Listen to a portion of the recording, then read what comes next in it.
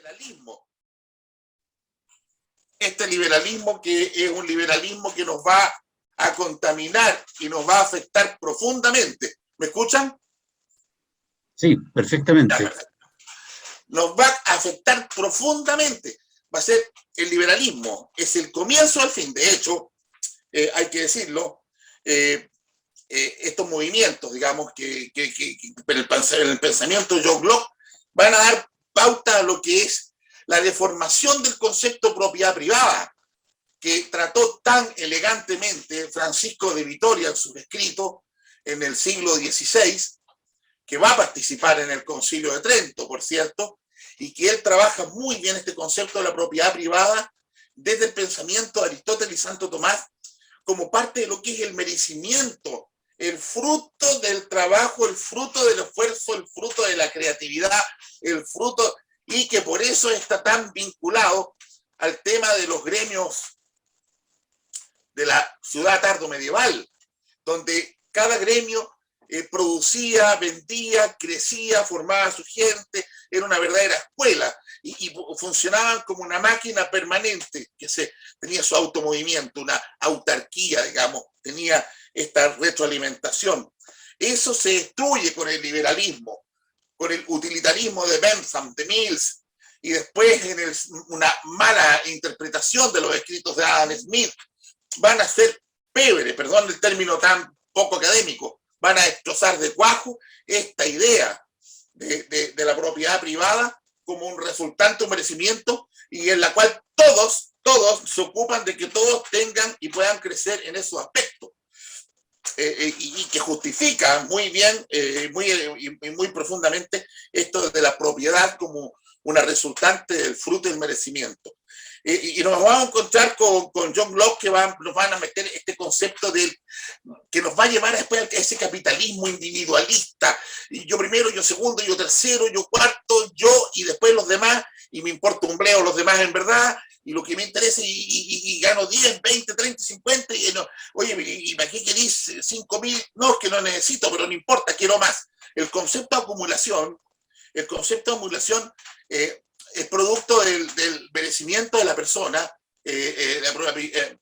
por el derecho a propiedad privada, pero hay un tema ahí que es bien delicado, hay un punto de inflexión, hay un punto delgadito, una línea muy delgada que hay que tratar y manejar con mucho cuidado, pero hay un punto en que la acumulación por sí misma, de hecho, todos estos pensamientos nacionalistas son bastante contrarios, y esto hay que decirlo, son bastante contrarios a esta idea del enriquecimiento que yo le llamo sin causa, que en el fondo es todo lo que es el mercado bursátil, todo lo que es el crecimiento del dinero por el dinero.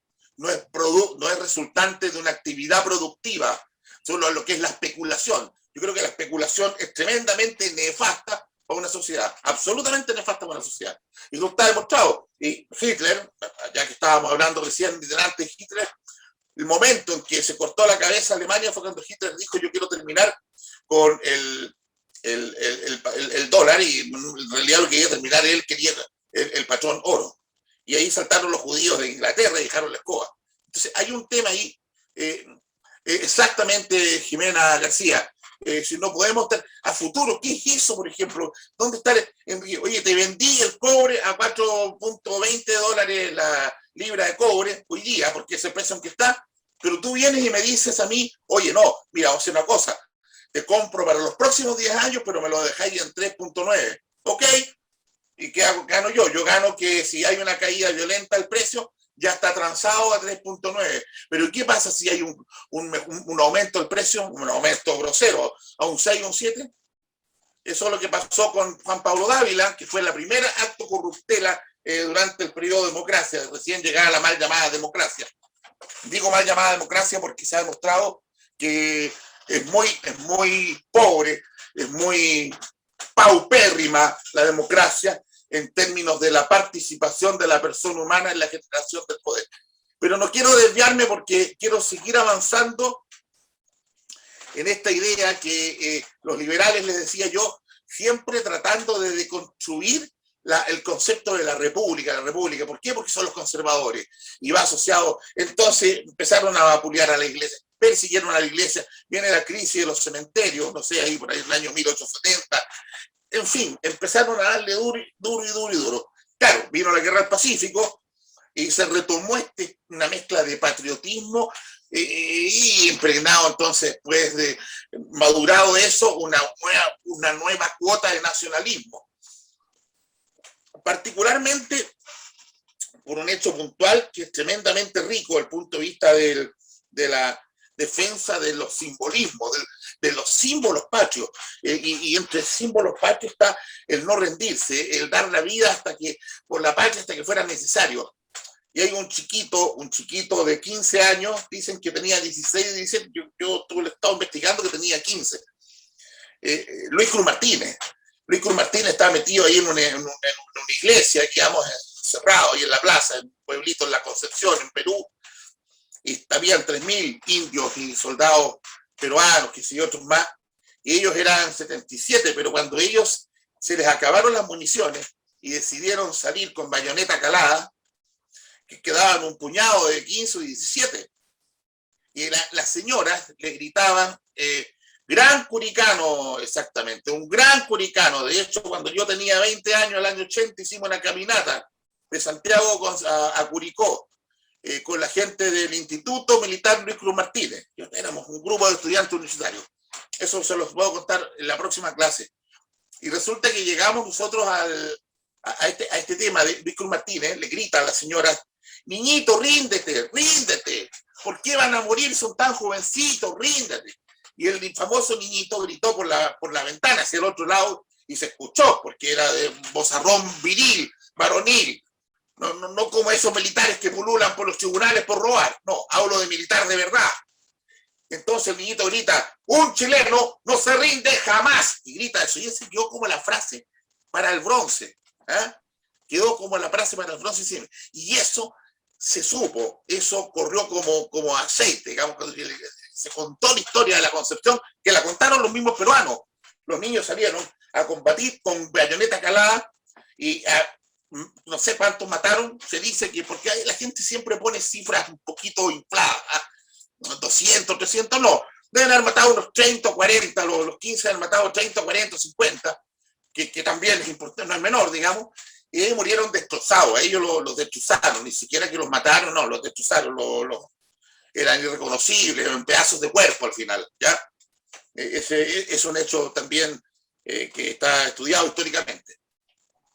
Entonces, esto va a dar un impulso, sumado al anterior impulso al abordaje, muchachos, de Arturo Prat. Entonces, estas cosas le van a dar y se va a saber en todos lados, se va a saber también en todos los círculos,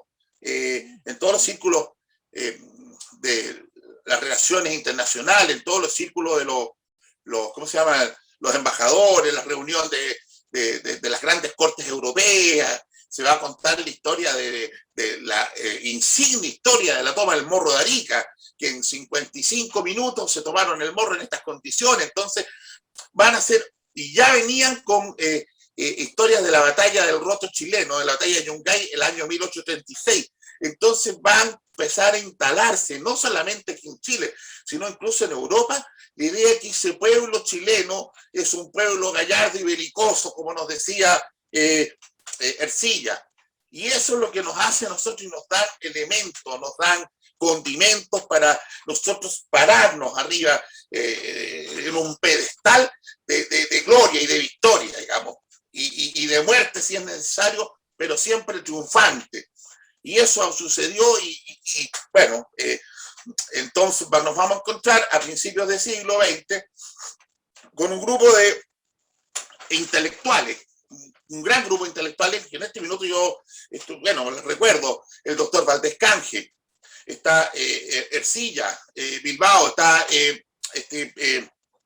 Nicolás Palacio, en fin, y hay otros más que se me escapan en este minuto, que van a escribir y van a reconstruir todas estas cosas que después van a llegar van a ser de amplia lectura y van a formar en el chileno una concepción del ser chileno, pero de la nación, una especie también de orgullo del chileno invencible, digamos, ¿no? y que entonces eso generó en los norteamericanos nuevamente muchos temores y muchos resquemores, y Estados Unidos permanentemente pululaba el tema de que Chile era una nación peligrosa y había que ponerle el pie encima como fuera, porque si no podía tomarse Sudamérica, Chile, en una conducta, en una condición tremendamente hegemónica, y entonces Sudamérica iba a ser Chile. ¿Ah? Y eso ya entonces para ellos era muy grave, porque iba a aparecer otro Estados Unidos, en el fondo muy equivalente. De hecho, el invento de la crisis del Baltimore, este barco que los marineros se fueron a meter a los prostíbulos y se agarraron por las mujerzuelas ahí a patada, combo, y entre medio cuchillazo los marineros norteamericanos con los chilenos, y qué sé yo, claro, los chilenos como son gallos puertos, pasaron por arriba de los norteamericanos, murieron como 2 o 3 norteamericanos. Entonces se contaba en los diarios de Nueva York que Armada chilena asalta a mansalva al Baltimore y asesinan a gran cantidad de marineros. Muy parecido a lo que hicieron los norteamericanos también, o los ingleses, no me acuerdo qué, con el, no sé si se llamaba Lusitania, el barco que dijeron que los alemanes habían bombardeado. Entonces con eso justificaban que podían ellos entrar en un conflicto armado con Chile. Fue tanto así que la Armada norteamericana partió en viaje hacia Sudamérica para combatir con la Armada chilena a principios de 1902 por ahí. Y bueno, se encontraron que la mitad con el curso de la Armada chilena salió a interceptarlos ahí a la altura de Ecuador o Colombia, por allí, ¿no? Y bueno, ahí parece que los norteamericanos estaban pidiendo que el presidente y los ministros pidieran disculpas y pidieran perdón. ¿Ah? Y los chilenos, como no, prefiriendo no entrar en guerra, le dijeron, bueno, mire, perdone por lo que pasó y listo, como que nosotros éramos culpables. Y que en realidad había sido un exceso. O sea, ahí como que se morigeró el tema. Pero, ¿qué es lo que hay detrás de esto? Detrás de esto es que Estados Unidos siempre pensó en Chile como su gran enemigo. O sea, su potencial enemigo en términos de que podía competir con ellos, fíjate. Mira qué tremendo. Entonces, toda esta cosa también alimentó un espíritu nacionalista. Después de la crisis tremenda del parlamentarismo, que vamos a pasar entre 1910 a 1920, tremendamente deleznable, ese es como el principio, es como la primera, guardando las diferencias socioculturales que tienen estos pelafustanes de la constituyente, es más o menos como la constituyente, ¿eh? Igual como la Asamblea Constituyente. En 3 meses no han hecho nada. Bueno, el Parlamento chileno entre 1910 y 1920 no hizo nada. Incluso el presidente Santamaría, por favor, escuchen esto, tenía una frase que repetía, y lo repetía, porque está en una entrevista dicho por él. Hay 2 tipos de problemas. Los que tienen solución y se solucionan solos, listo, y los que no tienen solución. Así que había que dejar que las cosas pasaran, nada más. Imagínese usted, ese era el presidente de la República. Es decir, un laissez-faire, laissez-passer, una indolencia, olvídese, una procrastinación del punto de vista del presidente de la República grosera. Entonces, todas estas cosas van a llevar a un Chile a convulsiones, que nos van a llevar a una convulsión tal que va a aparecer el primer populista de la historia de Chile. Un tipo que se había presentado diputado, vendiendo el oro y el moro, diciendo que él era la salvación. Fue el primero que le dijo, vote por mí y lo voy a hacer rico. Este señor, que terminó su vida tristemente como un asesino de cuarta, ¿eh? como un filibustero de la política, se llamaba Arturo Alessandri Palma. Entonces, masón, por cierto, va a llegar en 1920 a la presidencia de la República, qué sé yo, con estos mismos cuentos. Y claro, como era cuento, era puro populismo, no alcanzó a terminar su periodo y tuvo que salir arrancando a Italia, porque tenía la revolución a la puerta de la nariz, que se la salvó Ibáñez. Y vamos a entrar con Ibáñez. Y Ibáñez tiene una idea muy, muy profunda de nacionalismo. No de un nacionalismo doctrinal, como les hablo yo, de un nacionalismo de carácter cristiano, católico, hispánico, digamos, no. No, es un nacionalismo más patriotero, pero que la nación está por encima de los intereses políticos, económicos, todo lo demás. Entonces va a aparecer Ibáñez, digamos, que a poco andar tampoco le va a ir muy bien después y va a tener sus procesos revolucionarios, va a terminar yéndose y van a llamar a elección y va a aparecer nuevamente Alessandri de vuelta, y ahí Alessandri va a hacer un buen periodo después de haber pasado por todas estas vicisitudes. Va a llegar al gobierno y de 1931 para adelante va a ser un buen gobierno, el 32 para adelante va a ser un buen gobierno. Y bueno, todo bien, económicamente muy bien, sí, económicamente muy, muy bien, se estabilizaron las cuentas, las famosas cuentas macroeconómicas, todo lo que se demanda agregado, oferta, todo este concepto de la macroeconomía. Bueno, en el intertanto se va a haber creado el Banco Central, en fin, el país como que ahí tiene un crecimiento, nuevamente tiene un periodo de paz veneciana, ¿ya? Por ahí hubo unas muertes, hay unas muertes por ahí, qué sé yo, que generaron algunos también un desprestigio de este señor, la muerte en Temuco de Calfil, no me acuerdo cómo se llamaba el pueblito cerca de Temuco, que tomaron unos mapuches, se tomaron ese pueblito y mandaron al ejército y los variaron, ¿no? Se acabó. Sí. Está por ahí Catril, Cafil. Eso fue por el 1936. Y después vamos a tener el tremendo tema de que van a aparecer las huestes nacionalistas, que Chile copió mucho porque estaba, como dije, estaba como caldo de cultivo este nacionalismo, y aparece primero a principios de los años 20, pero no era muy conocido acá, el fascismo italiano del Duce. Había algunos imitadores, pero no estaba por ahí, no pegó como pegó cuando llegó el ejército, o sea, llegó Hitler a la Cancillería.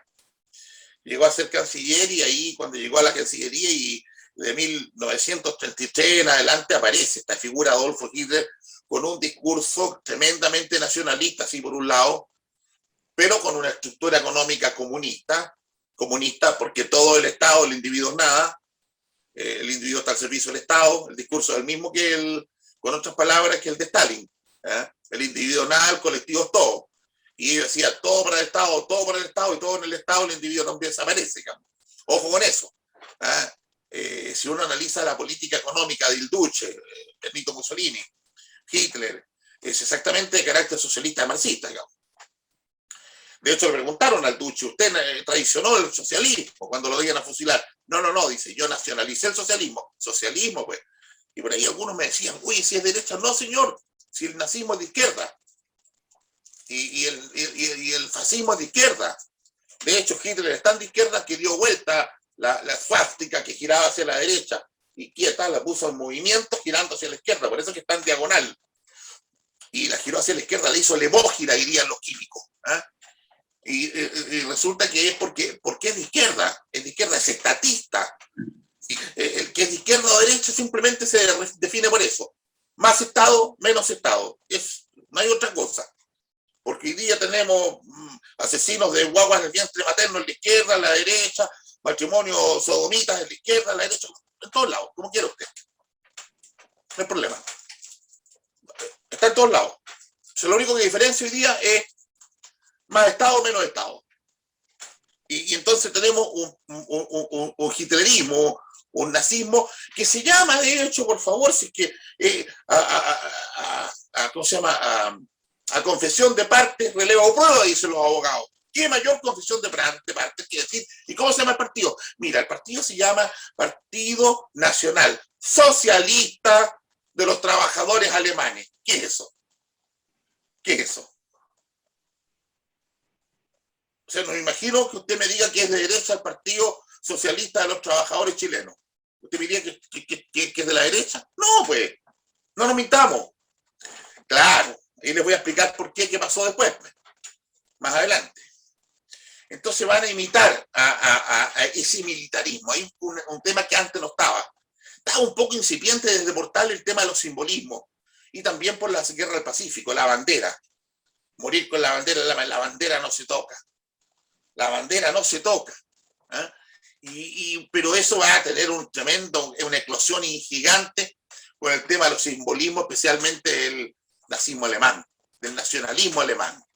El simbolismo, que ellos trabajaron muy bien ese tema, especialmente guiados por Rudolf Hess, que después va a desaparecer con su viaje a Escocia, y por Goebbels. El manejo comunicacional es espectacular. Aquí no estamos hablando si es bueno o malo, ¿eh? Estamos diciendo que es espectacular desde el punto de vista de lo óptimo. La eficiencia comunicacional es tremendo. Y lo va a copiar Stalin también. Stalin va a copiar a Hitler en los simbolismos. Por eso que van a hacer esos carros alegóricos, Stalin con los tipos con camisa remangada, con fuerza y llevando la hoz y una mujer llevando el martillo acá y van ahí adelante en el carro, así como aquí como mirando hacia el futuro, todo un concepto, todo el simbolismo. Y ellos van a trabajar mucho el simbolismo de los romanos, porque el ejército romano, si hay una cosa que tenía, era el uniforme, la imagen, el orden de los cascos, qué sé yo, los pendones, cada cuántas cuadras viene cada una con su pendón, y el pendón muy bonito, en dorado, qué sé yo. Hay una película que muestran que a un tipo, a un general romano, le quitan, le roban los enemigos, los bárbaros, qué sé yo, le roban el águila del pendón. Y el tipo hace una cruzada hasta llegar a la Britania, se mete a Highlands, a la Escocia, hasta que encuentra a los tipos y recupera el águila de su estandarte, porque es como para el bárbaro perder el escudo. Perder el escudo es como perder el carnet de identidad, pero no el carnet de identidad solamente el carnet mismo, sino que la identidad en sí misma. Un bárbaro que llegaba de vuelta de la batalla sin su escudo, la señora lo echaba y ándate de aquí, no te quiero ver nunca más, porque volviste derrotado. Por eso que en la película 300, no sé si usted se acuerda, cuando vean la película 300, en la batalla de las Termópilas, Leonidas, la señora le dice, vuelve con tu escudo o sobre tu escudo, muerto. Pero no vuelve sin el escudo, es la identidad. Eso se maneja muy bien en los romanos, digamos. Entonces el estandarte es muy importante. Y esos estandartes que dicen NSQP, dice SPQR, claro. El Senado y el pueblo de Roma, eso es perdón. Senatum ad populum quo Romanorum, dice el estandarte. Y entonces eso pega muy bien. Es muy bonito el estandarte romano. Entonces trabajan ese estandarte los nazis, digamos, con el simbolismo. Y aquí a los cabros jóvenes les encantó en todo el mundo. Por eso aprendió mucho, la Hitlerjugend. Miles, cientos de miles de jóvenes voluntarios en la Hitlerjugend, que no vengan a decir que los obligaron, porque eso es mentira. El pueblo alemán se identificó con el nazismo y con los símbolos nazis. Eso, decir que es mentira, eso es un invento sionista askenazi. Es mentira. Ellos sí se identificaron. Y tanto así que viene lo que les voy a contar ahora, que aparece este grupo nacionalista en Chile, pero no es un nacionalismo alemán. Imitan con la levantada del brazo y se saluda, qué sé yo, no falta el tontín que dice, sí, Heil, si aquí se habla en español, ¿qué es eso? Pero bueno, levantaban el brazo, pero ellos tenían un nacionalsocialismo propio chileno. Tenía el puro nombre lo otro. No tenía nada que ver con el nazismo, por ejemplo, no tenía elementos raciales. Reconocía la raza chilena desde el punto de vista de los escritos de Nicolás Palacio, pero de una raza que es como del criollismo. ¿Y nuestra raza cuál es? Mira, yo soy el representante típico, ancho, espalda, agallado, qué sé yo, medio musculoso, cuellito corto, indígena, carita ancha, pómulos medios anchos, Porque aquí en Chile, como dijo los estudios de Julio Retamal Faveró, en su estudio sobre la familia chilena, que escribió esos libros hace unos 15 años atrás, escribió este libro que dice la familia chilena, descubrió que el 92% de las familias chilenas tenían sangre indígena, digamos. Y claro, entonces, cuando lo presentó, se revolvían los asientos y la gente, uy, pero ¿cómo va a ser indígena? Yo, sí, señora, es indígena. Y cuando usted va a cualquier chileno a España, lo miran y este es Sudaca. ¿Y cómo saben? Bueno, da lo mismo, para quienes no tenemos esos problemas, no vivimos en torno a eso, pero hay gente que vive todavía en torno a eso en Chile. Y entonces tenemos este tema de la raza. Pero la raza no corría el concepto de raza desde el punto de vista de los postulados raciales de Rosenberg, de la distancia, las proporciones, Mentona, los pómulos, el hiperbóreo, qué sé yo, no sé, el Prometeo, qué sé yo, no corría eso. Sí corría que era una forma de ser, la forma de ser, ese chileno aguerrido, viril, bien barbado, frontal, defensor de lo que tiene que defender, en fin. Y eso estaba presente en todos estos jóvenes universitarios y trabajadores que van a pretender manifestarse si efectivamente ellos quieren producir un movimiento. Sí, se equivocan, sí, porque ellos quieren hacer un movimiento de carácter en algún minuto, producir una convulsión como inicio de un proceso revolucionario. Eso es verdad, digamos. Negar eso es mentir, digamos. El problema es que los tomen presos y estando presos, ya entregados con las manos aquí en la nuca, los fusilen. Esa es la parte que nunca se aceptó, digamos. Y esto va a marcar profundamente el nacionalismo chileno. Primero, hay un primer tema que va a marcar la derrota de Gustavo Ross, que era el gran candidato, porque después del éxito económico, por supuesto que el ministro de Hacienda, de Finanzas, de Economía, era el hombre que estaba con la banda presidencial lista, y ese era Gustavo Ross. Y después y esa votación fue en noviembre. Y bueno, y esto que pasó, el fusilamiento de estos niñitos, fue el 5 de septiembre de 1988, 2 meses antes, lo suficiente como para que la gente diera vuelta al voto hacia, se volcara una cantidad importante de personas hacia el otro gran candidato, que era Pedro Aguirre Cerda. Y mire usted cómo ese acto espurio, salvaje, delincuencial de Arturo Alessandri nos va a llevar a la destrucción de Chile. Y usted me dice, ¿qué estoy diciendo? Créame lo que le digo. En la historia que nosotros siempre hemos estado estudiando y usted va a seguir estudiando, está repleta de guindas de la torta. Es decir, de actos pequeños, pero que marcan el derrotero de los hechos finalmente. Ejemplo, tenemos muchos. Allende pasó a llevar las garantías constitucionales. Listo, mire lo que significó. Por ejemplo, este señor fusiló a los cabros del Seguro Obrero. Habría salido presidente Gustavo Ross y habríamos tenido 6 años más de éxito económico. Por lo tanto, no habríamos tenido gobiernos radicales. Como no hubiésemos tenido gobiernos radicales, mire usted por favor la secuencia que le voy a dar. Aquí usted se va a sorprender.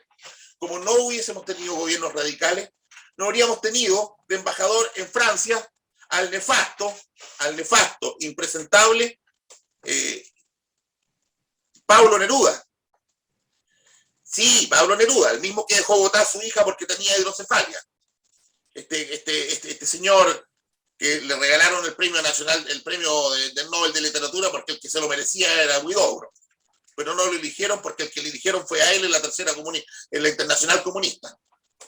Otro cuento, es para otra charla. En la Internacional Comunista eligieron a él porque habían elegido a Huidobro para levantarlo a él y después le tenían que dar el Nobel para que fuera, para imponerlo a nivel mundial, porque el verdadero, el top era Huidobro. Pero el problema es que Huidobro en algún minuto, por ahí por 1987, 86, se le ocurrió decir que Chile estaba tan bien que la idea era apoyar a Gustavo Ross. Entonces no podía colocar la Internacional Comunista a un literato que fuera proclive a un hombre de derecha, como es una impresentable. Para los comunistas lo importante es la revolución, no la verdad, digamos. Son cosas que pasaron. ¿Y usted qué tiene que ver con todo esto Neruda? Mucho, pues. Porque Neruda, para armar un barco que yo llamo el barco del demonio, en la cual se exportaron a los anarquistas españoles, los pusieron arriba del barco y los mandaron a Chile y llegaron a Concepción. Una tremenda cantidad de anarquistas que los puso, y cuando iban otros que no eran anarquistas a pedirle que los pusieran en el barco, él se los negaba. Solamente puso en el barco a los anarquistas y los mandó para acá. Masones y anarquistas fue lo que puso arriba del barco. El barco se llama el Winnipeg y el Winnipeg llegó a Concepción. ¡Qué casualidad! ¿Dónde empezó el MIR? En Concepción. Mira tú. ¿Y de dónde era Luciano Cruz? De allá en Concepción. Y Bautista Fonchó en Concepción. Y Miguel Enrique, Concepción. Eso no se dice. Estas son las concatenaciones que hacemos los profesores de historia y están escondidas. Todos estos temas están escondidos. Entonces tenemos nosotros un nacionalismo en los años 30, 40, medio hitlerianoide. Yo tenía un tío que era director del colegio, era un cura del seminario mayor, digamos, el tío Carlos Guzmán, sí, Carlos Guzmán, el tío Carlos Guzmán, y era director del colegio Luis Campino. Y el cura entallado, así, rubio, así, bien delgado, de aspecto bastante nórdico, ¿eh? Llegaba y saludaba, me acuerdo que me lo contaba mi mamá, que cuando yo lo conocí cuando chico, pues, cuando yo era chico, ya estaba viejito, y llegaba, pegaba con los tacos, los pies, levantaba, saludaba con el brazo en alto, pues, el cura. Imagínese usted. Entonces teníamos un país que era como gracioso, y todos admiraban el orden hitleriano. Además que el pueblo alemán estaba muy contento porque tenían todos trabajo, mucho antes que los demás, porque él hizo un buen puente entre los empresarios y el Estado. Los empresarios trabajaron para el Estado en el fondo. Entonces hicieron allí una maquinaria muy inteligente que ha funcionado y generó los frutos hasta el día de hoy. Una maquinaria muy inteligente entre el Estado, los privados, y entonces el Estado le pasó plata, capital para producir, pero entonces les obligaba así a que tuvieran la máxima cantidad de empleados contratados. Y esa fue la retroalimentación que hubo. Eso significó que prontamente la familia alemana, por ahí por 1936, 37, 38, 36, 37, 38, 39 todavía, incluso el 40, fueron 5 años que la familia alemana estuvo muy bien económicamente, pero hablamos muy bien. En todas las casas, por ejemplo, en Prusia, la gente tenía pianos de ébano, de pianos de cola, qué sé yo. Es decir, la gente se dedicó al arte, eclosionó, pero increíblemente. Todo fue muy maravilloso. Y eso vendió mucho acá en Chile. Entonces, todos los nacionalistas chilenos de los años que nacieron entre el 1925 y antes, tal vez, pero hasta los que nacieron en 1940, yo diría, porque quedaron los resabios de eso, quedaron impregnados de un cierto romanticismo alemán que se vio muy claramente, se ve muy bien mostrado en la... No sé si alguien de ustedes fue a un restaurante que se llamaba Lili Marlene, que lo terminó este señor, para la pandemia y la explosión social lo terminó en realidad. El Lili Marlene era un restaurante alemán que estaba ubicado ahí en Providencia, cerca del Hospital Salvador. ¿Cómo se llamaba esa calle? No recuerdo en este minuto, pero como cerca de Condel, por ahí estaba. Este restaurante que se llamaba Lili Marlene y tocaban música alemana dentro de Lili Marlene, cuadros de los años 20, 30, 40, así, muy surrealista, una cosa espectacular. Y a los chilenos siempre les gustó mucho eso. Al nacionalista chileno les gustó mucho eso. Por el tema de los simbolismos también. Los símbolos atraen mucho, son muy importantes. Es muy importante el escudo que usted va a elegir para su partido político, para su movimiento. Yo hace poco, con un amigo, me llamó y me dijo, mire, profesor, usted me puede ayudar a elegir qué símbolo, me gustaría un símbolo. Y yo le dije, mira, y empezamos a ver símbolos, posibilidades, hasta que él me dice, ¿qué le parece este? Espectacular, espectacular. Nadie queda impávido frente, por ejemplo, a la Cruz de Santiago, que es el símbolo que tiene Álvaro Ramírez, que me pareció una genialidad de Álvaro Ramírez, la Cruz de Santiago, porque muestra la cruz y la espada, ojo, y en esa cosa romántica, hispánica también, hispánica, profunda, cristiana, profundamente cristiana. Todas esas cosas son los simbolismos, son importantes. Por eso cuando mi señora me dijo, y perdonen que me desvíe, mi señora me dijo, oye, ¿cómo se llama el partido de Kast? Republicano. Porque movimiento, Acción Republicana. Ya dijo, está muerto.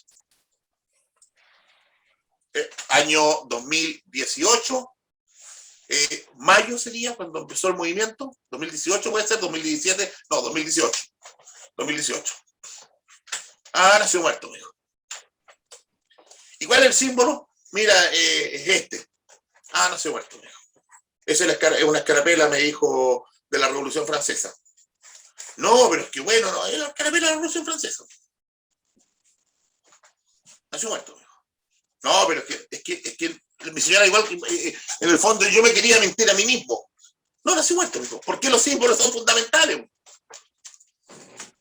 ¿Cuál fue el primer paso de prestigio de la constituyente? No, es que queremos cambiar la bandera. Hasta ahí llegaste. Hasta ahí llegaste. Imposible. Porque hasta el comunista canta la canción nacional para el partido de Chile con Perú. Entonces, hay cosas que la historia, les dije yo antes, estaba llena de pequeños detalles.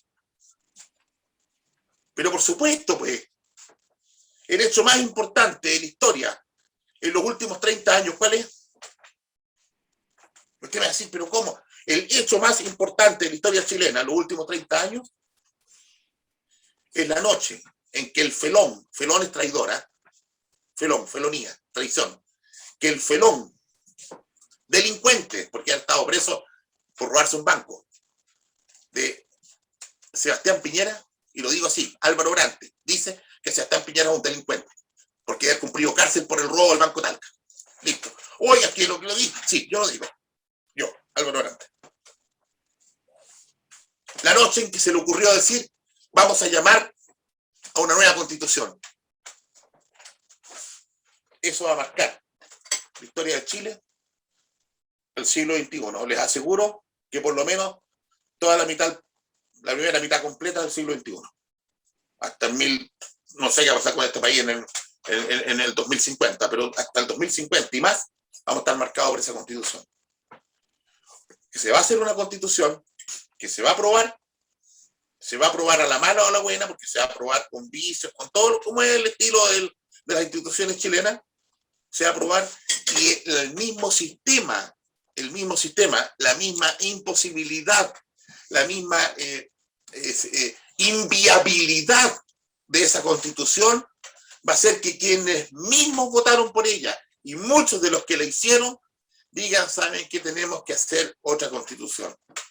Y como dijo muy bien Cuadra, el cual no sigo mucho, pero cuando dice cosas inteligentes las repito, Francisco Javier Cuadra dijo exactamente, mire, así con este gesto que es muy de la, mire, vamos a tener una constitución que seguramente va a ser aprobada, va a ser un fiasco, va a durar 5 o 10 años, van a llamar a otra y van a hacer otra constitución. Y tal vez otra. O sea, vamos a pasar a ser una republiqueta de los años 1830, cuando Chile no fue republiqueta, va a terminar cumpliendo esa etapa de sandunga política y tal. Porque como bien dice la señora María Paz, no va a ser aceptada, no, señora María Paz, es que no, como dijo Stalin una vez y lo dijo el otro día Maduro, las elecciones no las ganan los votantes, las ganan quienes cuentan los votos. ¿O usted cree que nosotros el 22% era rechazo a la Constitución? Yo creo que no. Yo creo que la cantidad es otra. Entonces, ¿qué quiero decir yo, aprovechando de tocar estos temas? Es volver a seguir avanzando en este tema del nacionalismo. El nacionalismo se va a desprestigiar mucho. durante la época del partido, de lo que se llama la época de los radicales. Especialmente porque en 1947 va a aparecer el famoso juicio Nuremberg. Y el juicio Nuremberg va a mostrar, por supuesto, que muy incrementado por los intereses de los países intervinientes que estaban allí, va a aparecer muy incrementado el tema de la cifra de muertos, las formas como murieron, en fin. Y si uno dice lo contrario, lo acusan de nazi.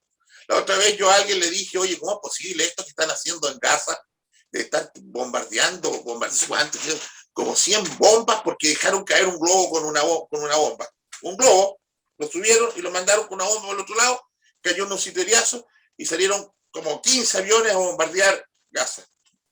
Ah, no, que bombardearon hospitales y todo. Es que nosotros creíamos que era otra cosa. Mira, ellos tienen muy metido que adentro el crimen y actúan de manera nazi.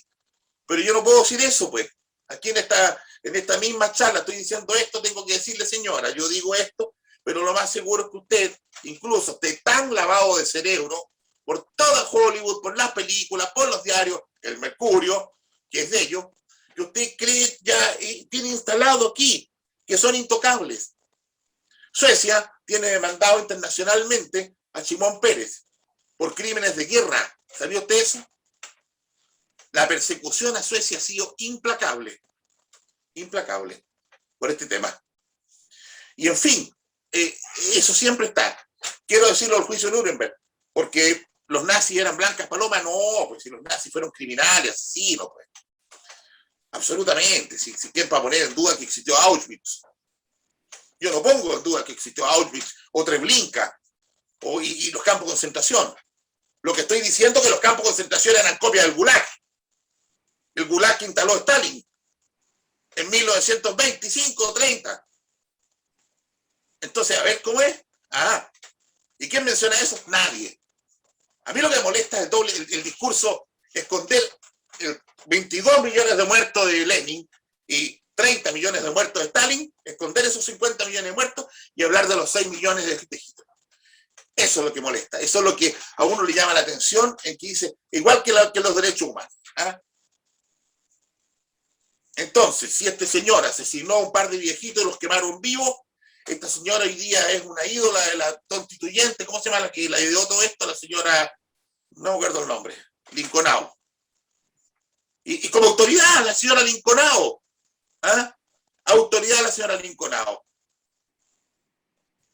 Y el otro señor, porque disparó al aire, o un balazo que rebotó en un auto y le pegó en la pierna a un tipo, 11 años cárcel. John Cohen, preso por defenderse en Reñaca, con una pistola que disparó al aire. 11 años de cárcel. Celestino Córdoba, en un resort en Temuco, que creo que sale cuando quiere y entra cuando quiere. Esa cosa lleva a la... Mire, se lo voy a explicar así. Esas situaciones son igual que un elástico. Cuidado, tienen un punto de quiebre. Cuando viene el punto de quiebre, viene la guerra civil. Así viene la guerra civil. Hasta que se levanta el tipo con la guaguita en la mano, va caminando con la hija muerta de 5 años, ¿hasta cuándo? Y va gritando con la niña muerta con los pies en el barro por toda la calle de París. Va caminando por las calles de París, por los ruedas de París, con la niñita en los brazos y la gente asoma a los balcones. Y el tipo va gritando, ¿hasta cuándo? ¿Hasta cuándo? Y se empieza a sumar gente detrás. 1 hora y media después, había una turbamulta gigante avanzando hacia la Bastilla. Esa es la guinda de la torta. Los hechos, como le dije antes, son los hechos que gatillan. Es la noche en que Piñera dijo constituyente. Los hechos que gatillan los procesos históricos. Y eso entonces hay que decirlo así. Entonces nosotros nos encontramos hoy día en una situación de fractura, de quiebre tremenda.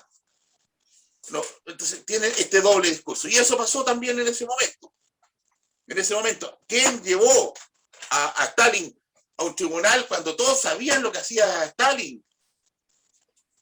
O lo que hizo Lenin, los bosques de Katyn. Stalin le echó la culpa al ejército nazi y resulta que hoy día todos saben que fue Stalin el que mató a los oficiales polacos. ¿Quién los llevó a juicio? Nadie. ¿Quién llevó a juicio a los turcos cuando hicieron el primer genocidio del siglo XX? Asesinando a 2,5 millones de católicos en Armenia. Y de hecho, no es triste para usted que esté enterado que se mataron a 2 o 3 millones de judíos en Europa, que fue tremendo, eso lo fue terrible, que hayan asesinado Hitler a 2 o 3 millones de judíos. 6 millones son porque después resulta que salió a la luz que Alemania tenía que pagar por cada judío muerto, por cierto. Entonces, si es así, metámosles más, pues si estos comunistas son todos iguales, son iguales, pues si no vea usted cuántos exonerados políticos hay que son falsos, son 100.000 creo, ¿no? Entonces estamos llenos de la mentira, entonces resulta que, claro, pero es terrible, por supuesto. No vengan a decir que no es grave asesinar a 10 personas, 15, 30. Recién estábamos diciendo que lo terrible que fue que asesinaran a 75, 80 jóvenes ahí en el Seguro Obrero. Imagínense matar a 100.000, a 1.000.000 de personas. Imagínense matar a 2,5 millones de personas. Hoy es que murieron de tifus, de hambre, los matamos, los asesinamos, da lo mismo. Porque si ese judío no hubiese estado preso, no habría tenido, qué sé yo, disentería y enfermedad y no habría muerto. Listo. Así que es lo mismo. Pero ¿quién dice lo que pasó? ¿Quién lleva a tribunales, por ejemplo, el juicio histórico a los asesinatos de Stalin y de Lenin? O de Mao Zedong. ¿Quién habla de los 100 millones de muertos por el comunismo en el mundo? Pero usted es capaz de dar una clase magistral de Hitler con los 6 millones. No sé si me siguen. Es decir, la idea es que le han instalado, si usted me dice que no le han instalado un lavado de cerebro, y cuando yo le digo esto, usted se da cuenta y se tiene razón. Porque el profesor Brante no está diciendo que no, que fue buena mata, no, es terrible y horrible lo que se hizo con los judíos. Lo que está diciendo que los judíos así y los otros son así. Y sin embargo, estamos mirando la paja en el ojo ajeno y no la viga que tiene la izquierda en el propio. Hasta el día de hoy. ¿Cuántos muertos hubo en Argentina para los gobiernos militares argentinos de los años 70?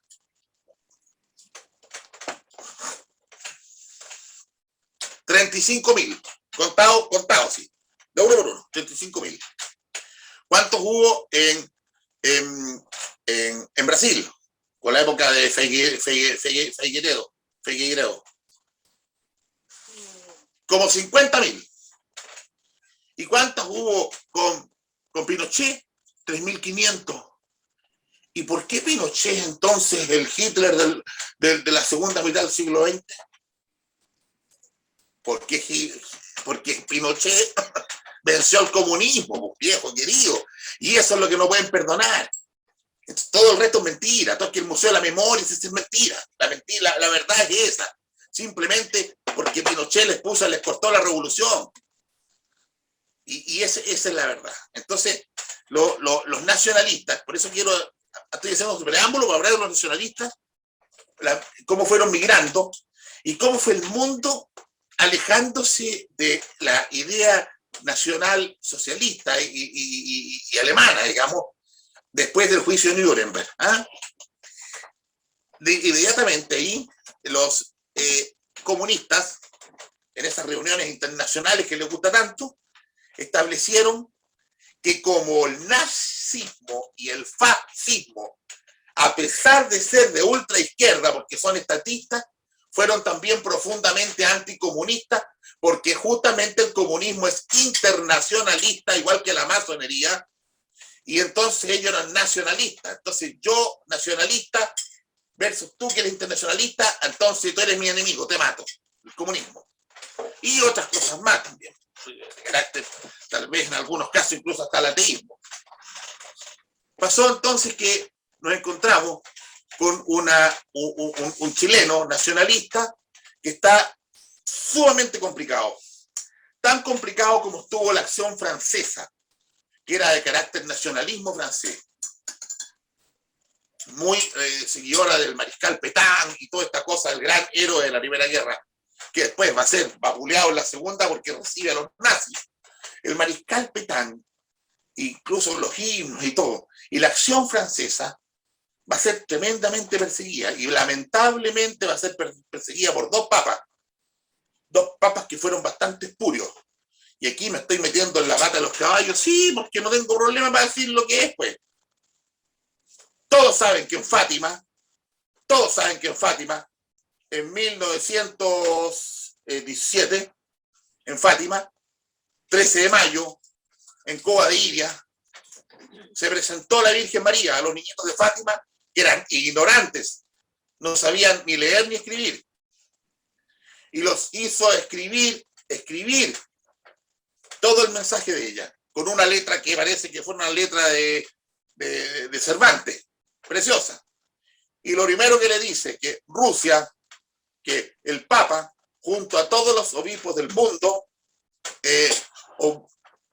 consagren Rusia al corazón de María, para que Rusia no esparza sus errores al resto del mundo. Y el Papa Pío XI no lo hizo. Y el resultado fue que inmediatamente se empezó a esparcir por el mundo el comunismo. Y el Papa Pío XII no lo hizo. Los dos papas no lo hicieron. Es más, el segundo Papa Pío XII va a declarar en estado de excomunión, no lo excomulga, pero le asusta con la excomunión a la Acción Francesa. Y en la Acción Francesa van a estar muchos intelectuales nacionalistas, cristianos, católicos, profundamente católicos. Entre ellos va a estar Jacques Maritain, que es el que escribe el libro después, El hombre y el Estado, El hombre y el Estado. El hombre y el Estado, sí. Y este Maritain va a tener un pequeño accidente, digamos, intelectual, producto de esto. Se asusta tanto con la amenaza de Pío XII que revisa toda su filosofía atomista y hace los cambios suficientes para transformar una joya que tenía en un engendro tremendo, tremendamente dañino, tan dañino que fue la base del Conciliábulo Vaticano II, que va a ser el inicio de la destrucción de la Iglesia Católica. Porque no hay ningún católico bien plantado que me diga que la Iglesia Católica no está destruida. Que me venga a decir usted que no está destruida, sí señor, está destruida. Hoy día, no quiero mencionar para qué, porque esta es una charla de nacionalismo, no del Papa que anda con la Pachamama y haciendo ahí con machitunes y cosas raras, ¿eh? No me imagino a Jesucristo con la Pachamama, no, la verdad es que no, ¿eh? O que el Dios no está en los templos, o que Jesucristo fracasó con la resurrección y vamos, y, mire, tendría para dar una charla de un año con solamente las tropelías que ha hecho este señor que tenemos ahí arriba. Entonces, para que vea usted otro elemento que es tremendamente gatillante, no consagraron a Rusia al corazón de María. El Papa Pío XII atacó a la Acción Francesa de Maurras, y entre los seguidores de Maurras está Maritain. Mire usted lo que le decía, los pequeños hechos que van haciendo que como dice el oráculo de Delfos, todos saben cuál es la tragedia, todos la conocen muy bien, nadie quiere que suceda, pero todos, queriendo o no queriendo, van haciendo para que las cosas lleguen a suceder como está escrito en el oráculo. Hoy día, cualquiera de nosotros sabía que si llamaban a Constitución, era el fin del país. Y eso, cualquiera de ustedes, yo estoy seguro que le preguntaba a usted hace 5 años atrás, oye, ¿te gustaría o no? Por eso se aceptó que se reformara la Constitución. A punto de que creo que son re pocas las cosas que quedan del año 80. En el gobierno de Lago, firmado por Lago.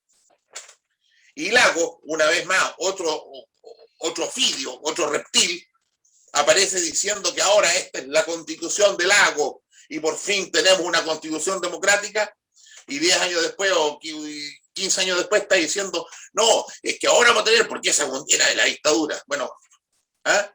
El mismo doble discurso de Elwin, ¿ah? Pidiendo la llegada y la entrada de los militares, y la entrada de los militares fue muy buena, fue muy importante la entrada de los militares porque el país necesitaba ser intervenido por los militares. Y después, no, yo nunca dije eso. El problema de la política chilena, el desprestigio que tenemos es por eso.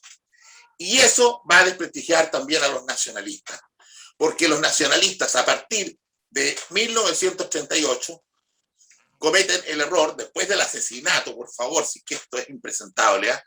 Con tal de ganar una diputación, este señor González Fomarí, quien dirigió el movimiento nacional socialista en el Seguro Obrero, él se salvó, después como para compensarlo le ofrecen una diputación, y el tipo va a llegar a ser diputado, por cierto, va a ser diputado, pero va a haber vendido al grupo nacionalista.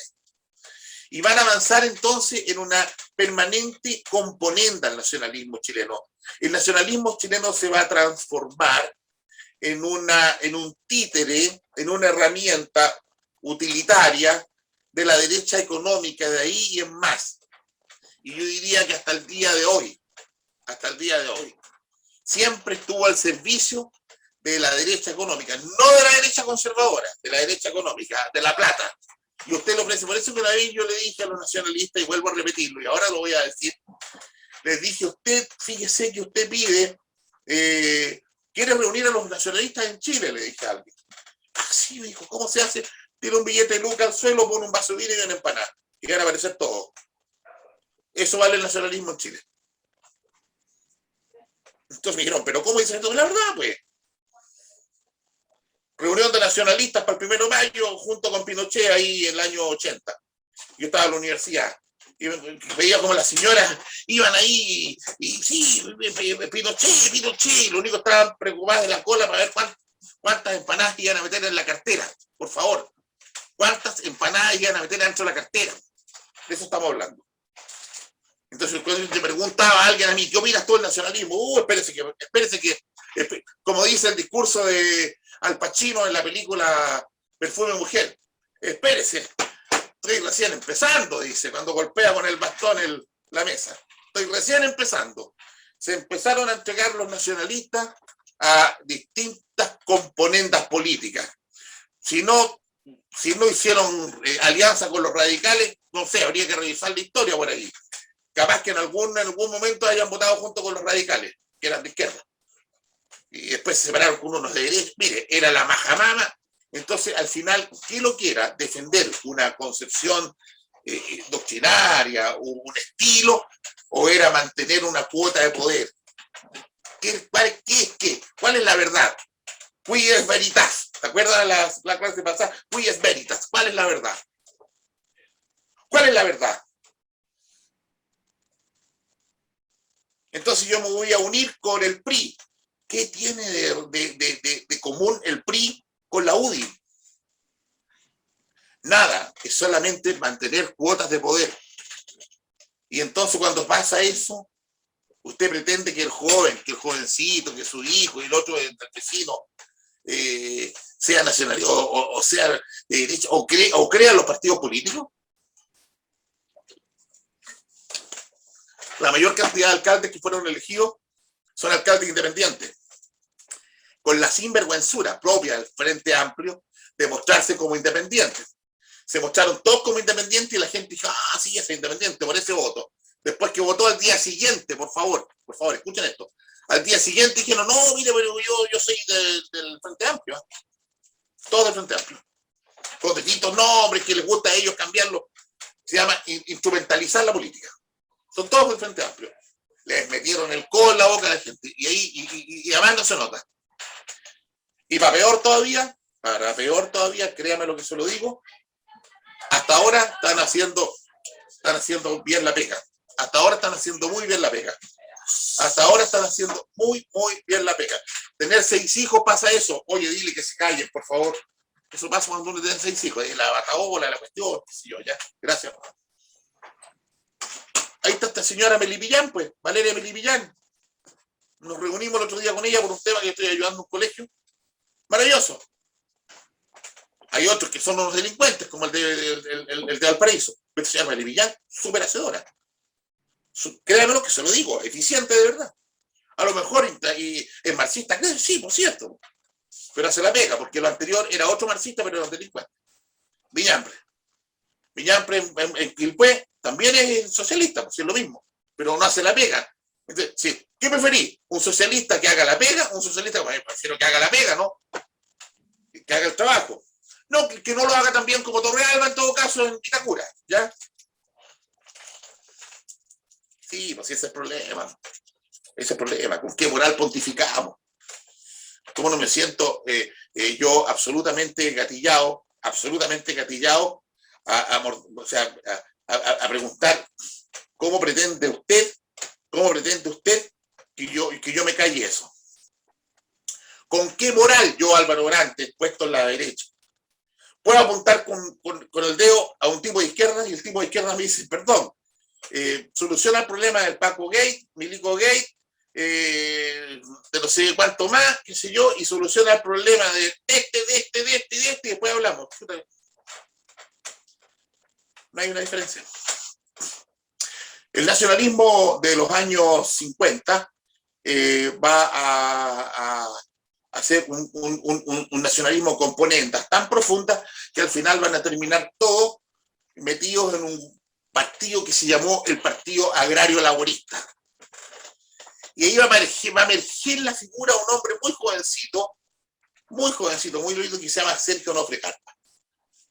Y otros más. En ese Partido Agrario Laborista también van a aparecer muy jóvenes, de 15 añeros, Pablo Rodríguez y otros más. Incluso algunos falangistas que, como Alex y otros más, también participan, se mueven en estas aguas, digamos, ¿no? Bueno, hoy día tenemos un problema de deconstrucción tremendo. Chile, sí, voy a responder a la pregunta que me dijo la señora recién. El Alex papá, no el Alex hijo, el papá del Alex, el que falleció hace como unos 15 años. El tema es que este nacionalismo va a empezar en componentes políticas, preocupado, como dije, del poder. Entonces tú ya pierdes la identidad, pues, eso es lo que estábamos hablando, pues. Me caso con tanta vecina que al final no sé quién soy, pues. Se pierde la identidad, pues. Porque cuando tú te unes con el otro, algo tienes que ir transando, y al final, ¿qué es que? Y yo le pregunto a usted, señora, señor, ¿usted me podría decir cuál es la línea programática de la UDI? ¿Para qué decir Renovación Nacional? Usted me podría decir fácilmente, mire, don Álvaro, yo creo que hay 3 partidos de Renovación Nacional y hay 2 UDI. Es un producto de esto. Y hay 3 democracias cristianas. De hecho, la U las tuvo siempre. Estaban los guatones, los colorines y los chascones. Entonces, lo que digo yo, que critico profundamente el nacionalismo chileno de esa época, es ese tema de las componentes. Las componentes políticas que nos van a llevar a un muy mal final, digamos, ¿no? De hecho, esa misma componente va a hacer que salga Frei, y Frei nos va a llevar a Allende. Y así, pues, como estas cosas que van gatillando, le decía yo, pequeñas cositas que gatillan todo. Y la gente se fue a vacaciones. Yo sé que es así, porque hay gente que me dijo, a mi mamá, yo tenía 10 años cuando vino la votación de Alessandri. No, le dijo, nosotros nos vamos a usar mucho irse a la Roca Santo Domingo. Ya estaba pegando la Roca Santo Domingo en ese tiempo. Ya la Roca Santo Domingo era el balneario donde se iban. Otros iban al Garro, pero era la Roca Santo Domingo. No, nos vamos para allá, los otros no sé dónde se iban, a Concón. Ahora me acordé. Estaba pegando con todo Concón también. No, nos vamos todos a Concón, que es el fin de semana. No fueron a votar. Y Allende ganó por 32.000 votos, o 35.000 votos. Entonces, no hemos aprendido nada. No hemos aprendido nada. Nada. Y vamos a seguir cuesta abajo en la rodada. Eso se lo garantizo ahora. A menos que yo hubiese un cambio que no lo veo. No lo veo. Que José Antonio Kast, sí, pero José Antonio Kast no va a salir. No va a salir. Los que seguimos a Antonio Kast sabemos que lo vamos a seguir, lo vamos a apoyar y todo, pero no va a salir. No va a salir porque los medios de comunicación, que son una dictadura en Chile, se han ocupado de dejarlo al margen. No de dejarlo al margen que no salga, que salga, pero ponerlo de mala forma. Al Luchito lo traen y le preguntan cuál es su programa económico. Al Pedrito lo traen y le preguntan cuál es su programa de salud. Al Juanito lo traen y le preguntan cuál es su programa de educación. A José Antonio Kast lo traen y le preguntan si es nazi, si su papá él estuvo de acuerdo con los fusilamientos en Paine, y él odia a los sodomitas y puras cosas de ese tipo. Manejados por menos mal que ya no aparece mucho en televisión, por esta mujer nefasta de los matinales que se llama Tonta Tomisic, ¿no? Eso. Bueno, es el país que tenemos. Entonces yo quiero dejar esta charla en el año 57, 58, porque van a hacer un movimiento que es el MRNS. Y eso requiere un tratamiento especial que lo dejo para la próxima clase. De verdad que es demasiado importante para que yo me meta y lo toque así como ya no da para la rápida, porque es fácilmente una hora y que va a marcar el nacionalismo hasta los años, durante todo hasta el régimen militar. Va a ser el nacionalismo desde el año 57 a 1990. El verdadero nacionalismo, y ahí les voy a hablar de los tres nacionalismos. El nacionalismo, el combo y la patada, el nacionalismo de carácter nazistoide y el nacionalismo hispanista, falangista, católico, ortodoxo. Esa es una idea más o menos.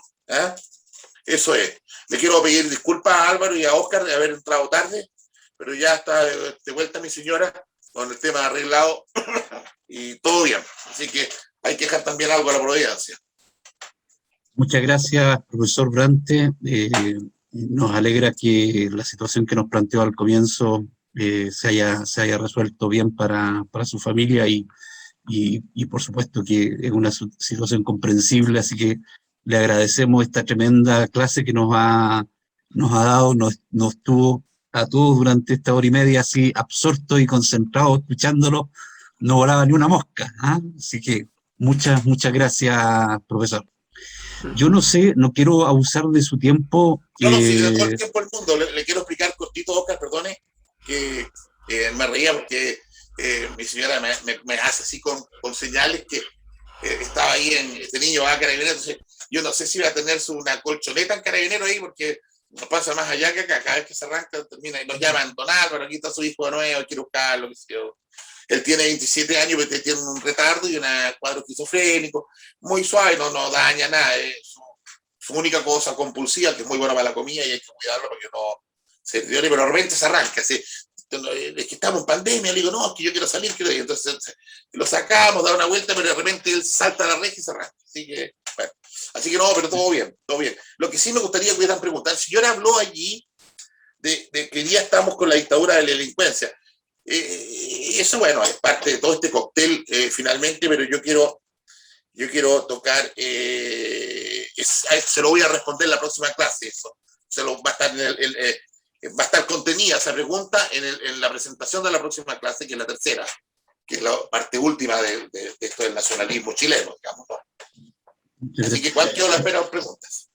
Si alguien quiere hacer alguna pregunta en vivo, levante la mano mientras voy a leer las preguntas que están en el chat. Voy leyendo una del chat y enseguida le damos la palabra a Galvarino para que pueda hacer su pregunta. A ver, había una al principio que hizo Jorge Lazo y preguntaba cuál es su opinión acerca de la subsidiariedad y el gremialismo del guzmanismo. Sí, ahí son tres vertientes. Primero, no es guzmanista.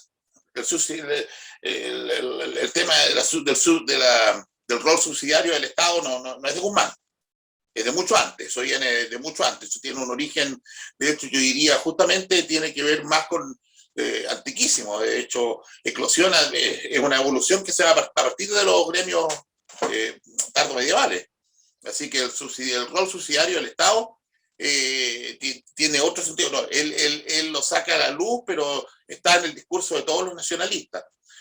porque los nacionalistas justamente no son comunistas. Entonces creen que debe haber un Estado. La diferencia con esa interpretación que van a hacer los gremialistas después, que es bastante espuria, porque ahí sí que no hay que decir las cosas, es que ellos van a minimizar el Estado a un punto en que se va a permitir, producto de esa minimización del Estado y sumado a tremendos problemas valóricos que ha tenido el país, a que nos encontremos con que aparecen las colusiones, no es la ilusión, que ya la ilusión es no ético. Ojo, la ilusión de un impuesto está fuera de la ética. Es moralmente hablando réprobo, pero está dentro de la ley. Entonces está la evasión de impuestos, que ya es ilegal, ya va a la cárcel, que no va tampoco. Y tenemos entre medio esta franja que es la ilusión. Ahí nadan fantástico los gremialistas. El nacionalista no. El nacionalista va a nadar dentro, no va a ser ilusión. No va a ser ilusión. Prueba de ello que tenemos el caso de un gran nacionalista que en paz descanse, que fue director del diario La Nación, Gastón Acuña Marlén. Y don Gastón Acuña yo lo fui a ver el año 83, estaba como director de La Nación, lo fuimos a saludar, porque escuchábamos a los grandes próceres para que nos contaran cosas, nos dieran doctrina, qué sé yo.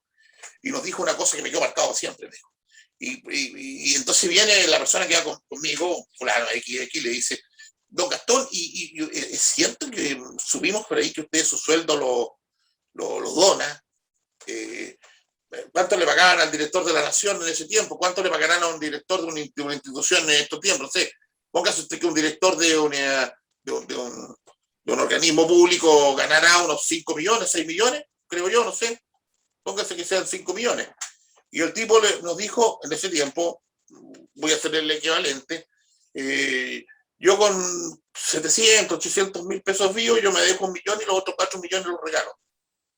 Los regalo a, qué sé yo, no sé, pues a la hermanita de los pobres, no me acuerdo, pero los donaba.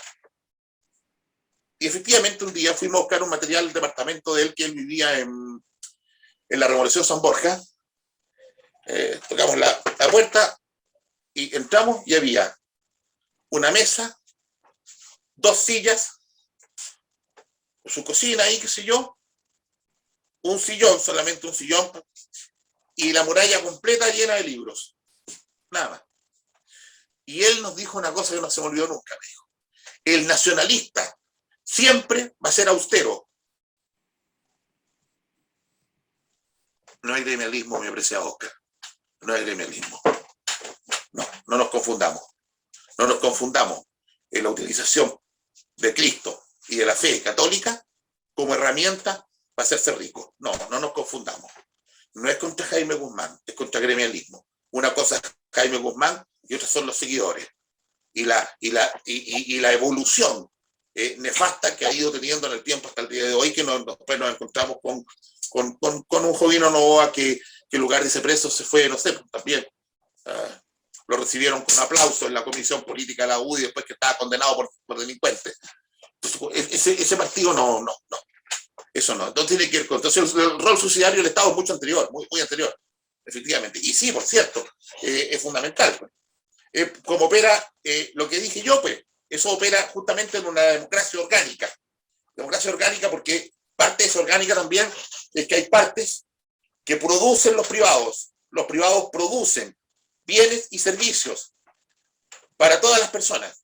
Pero hay 2 elementos. Hay bienes y servicios que no los pueden producir porque no pueden los privados, entonces los produce el Estado.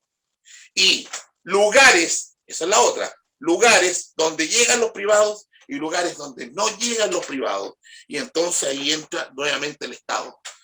Esa es una parte primero del tema del Estado y los privados. Siempre que el privilegiando al privado. Cuando el privado no puede, entra el Estado. Y después, en ese mismo concepto, en ese mismo contexto, el Estado se mete como productor, pero confiando en la capacidad del emprendedor. Por tanto, lo subsidia. Porque está diciéndole el Estado al empresario, usted es mejor empresario que yo, porque mi trabajador del Estado no tiene la motivación que tiene su empleado, porque mi trabajador del Estado no es muy difícil que sea echado, pero su trabajador de su empresa, señor Fantuzzi, señor Polman, quien sea, si no produce bien, usted le pone la PLR, perdonen que sea tan poco académico. Entonces la motivación o el incentivo, porque esa es la motivación negativa, o tiene el incentivo, el tipo le pone un bono de producción y en cambio en el Estado no tiene bono de producción. Y se inventan esos bonos que hacen los delincuentes de los sindicatos de Codelco, del 25 millones o el del Banco Estado, pero normalmente no tienen esos bonos. Entonces, el Estado sabe que es mejor productor y es mejor empresario el privado. Y por eso que está el rol subsidiario. Subsidia al empresario, ya sea con el empleo, lo subsidia con capital, lo subsidia con materia prima, lo subsidia con rebajas de impuestos. De esa manera el Estado interviene en la productividad, pero dejando a quien sabe producir, que es el privado. ¿Se entendió lo que dije? ¿Se entendió claro? Perfectamente. Sí, perfectamente, profesor. Esa es una cosa. Entonces, no me venga a decir este otro señor que mientras menos Estado es mejor, porque por culpa del menos Estado es que nos encontramos que estuvimos 10 años esperando que soltara la plata de una colusión el Banco Estado. Cuando yo tengo la delincuencia con corbata, hay algo que no está funcionando, porque el Estado debe existir también los elementos de control para que el mercado, oferentes, demandantes, todo el mercado pueda volcarse, pueda inclinarse a lo que yo llamo la competencia perfecta. El mercado de competencia perfecta, ¿qué es un ideal? Sí, por cierto, es un ideal, pero uno puede propender a eso, acercarse, y para eso necesitamos tener de alguna manera establecido cuáles son las conductas del consumidor y las conductas del productor, pues. Entonces yo sé que el consumidor no me va a robar la caja fuerte, ni yo sé que no voy a esclavizar al empleado, todas esas cosas no van a pasar. Pero resulta que nos encontramos con un señor frafra que tiene unos esclavos guardados ahí en la sexta región hace 10 años atrás, unos esclavos paraguayos. Cuando los fueron a ver, los tipos vivían en una especie de qué sé yo, de caballeriza, acostados en un pajar ahí uno al lado del otro, en condiciones como esas películas de trata de blancas chinas. Así lo tenía el famoso Javier Rasturi, empresario. Entonces, cuando pasan esas cosas, claro que uno tiene que decir, no me vengas con que terminemos con el Estado, viejito. No me vengas con eso. A otro perro con ese hueso. El Estado es necesario para justamente evitar que en países bananeros como el nuestro no pasen las cosas que pasan. Porque eso no pasa en Suiza, pues. Eso es, perdone No, está bien, está perfecto, profesor, muchas gracias. Galvarino, por favor, su pregunta. Ya, muchas gracias por aceptarme la pregunta. Muy interesante, don Oscar, la clase del profesor. La pregunta mía es súper corta.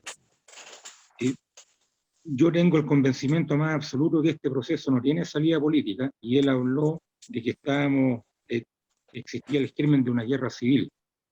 Yo estoy de acuerdo con él. Le quiero preguntar, dada su experiencia como profesor, y haciendo si se puede hacer una comparación con otros eventos de otros países, ¿en cuánto tiempo tardaríamos de llegar a esta situación? La comisión constituyente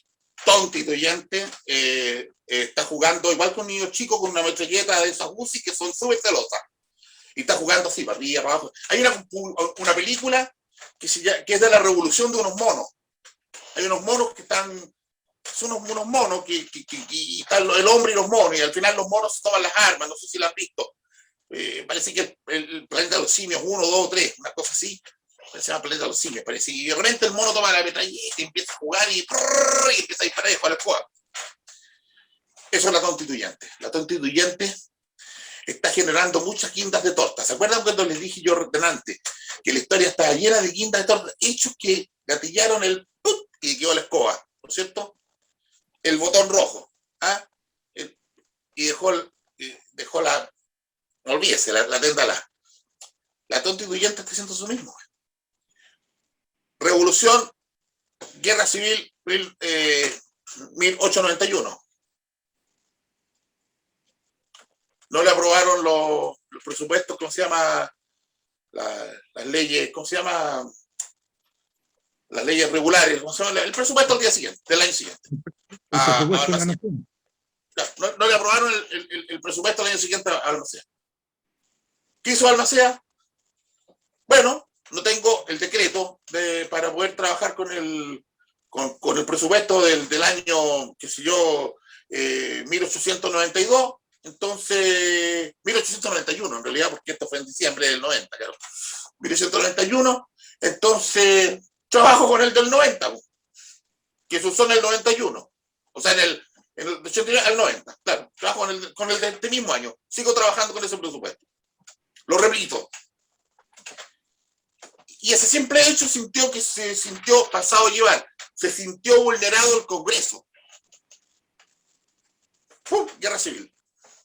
Listo.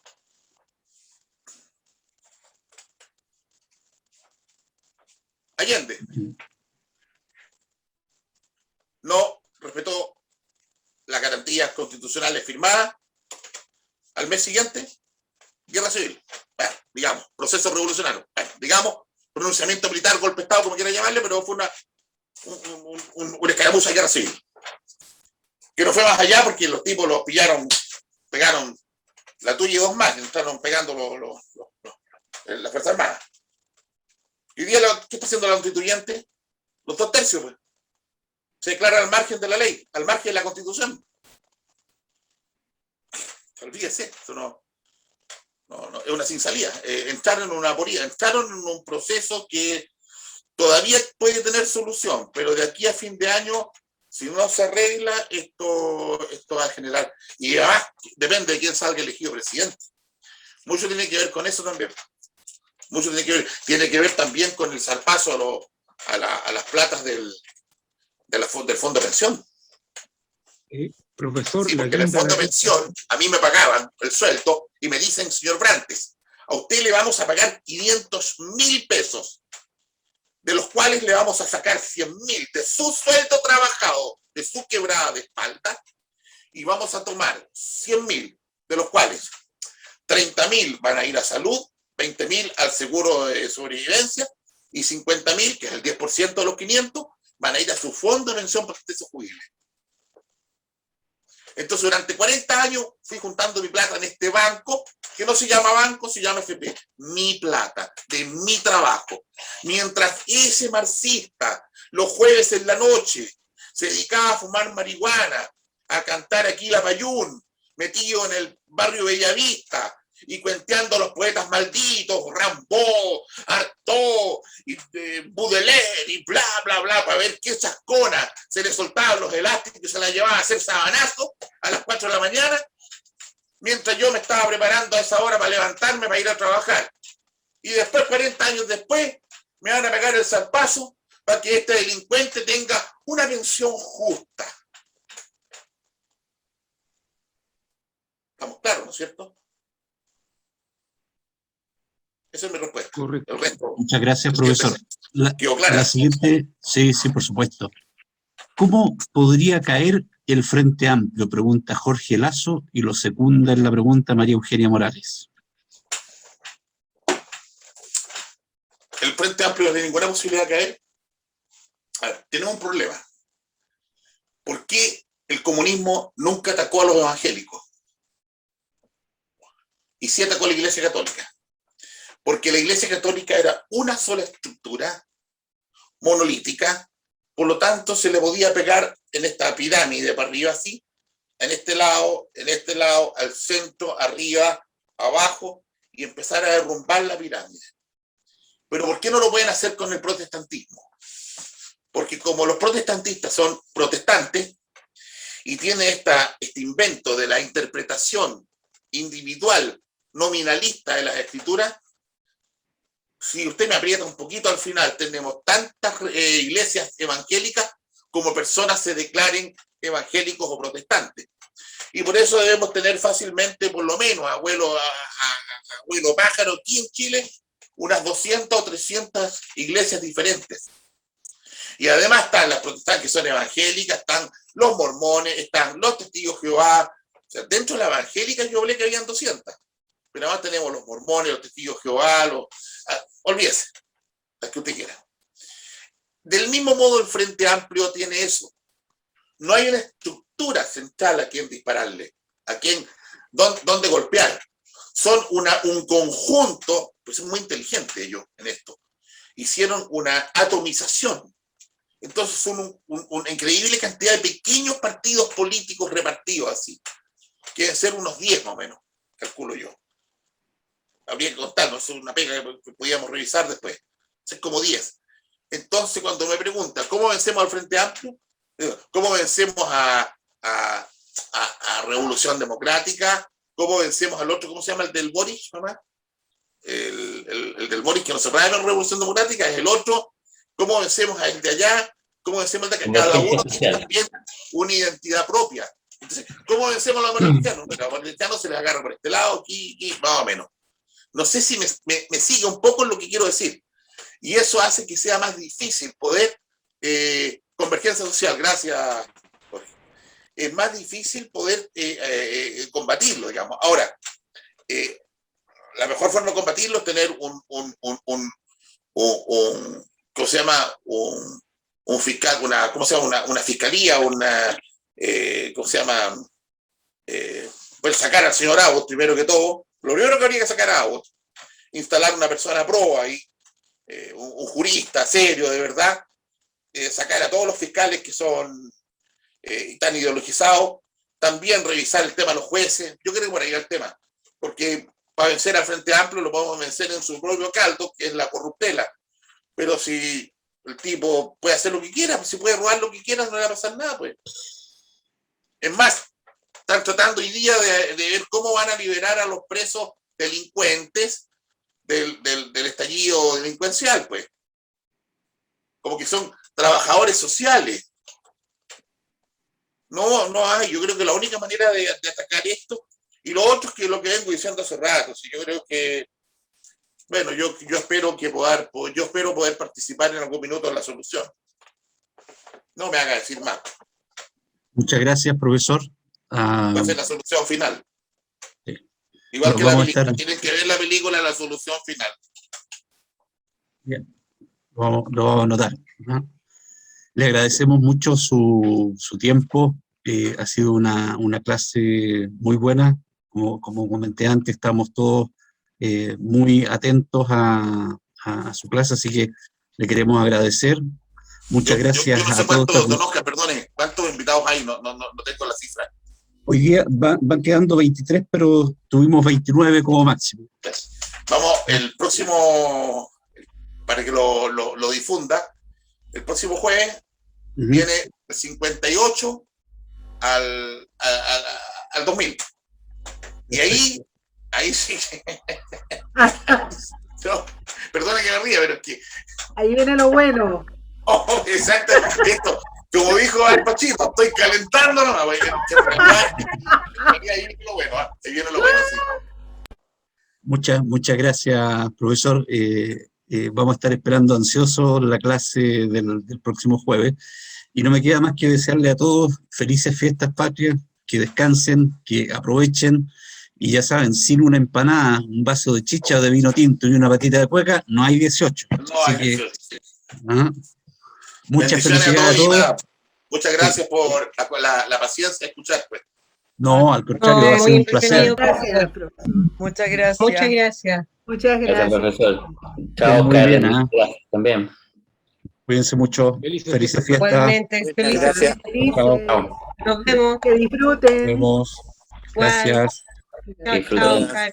Gracias, buenas noches a Muy todos. bien, Buenas buenas noches. Gracias, Oscar. Gracias, profesor. Muy bien. Que tengan un buen fin de semana. Buenas noches. Gracias. Buenas noches, Paula. Buenas noches para todos. Verónica, que estén muy bien. María Eugenia también. Gracias, Oscar. Francisca.